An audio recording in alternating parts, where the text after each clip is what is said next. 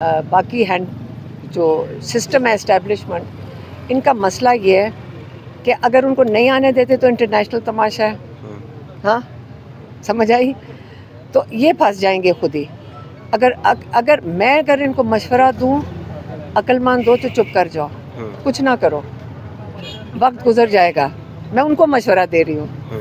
اگر تم لوگوں نے ان کو تنگ کیا، انٹرنیشنل تماشا، تم نے ان کو کچھ بھی کیا، بچوں کو چھیڑنے کی، ایک ویزا کیا نائکاب ان کو کینسل کیا، کچھ بھی سوچا، کیونکہ ڈر کے تو آپ کو پتہ ہے نا، جب نواز شریف آپ کو یاد ہوگا اگر کوئی بھول گیا تو، نواز شریف نے جب وہ مشرف نے لینڈ کرنا تھا پاکستان میں، وہ اتنا خوفزدہ تھا، اس نے کہا یہ جہاز انڈیا لے جاؤ.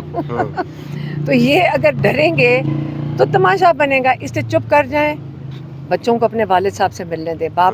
یہ بچوں کا رائٹ ہے.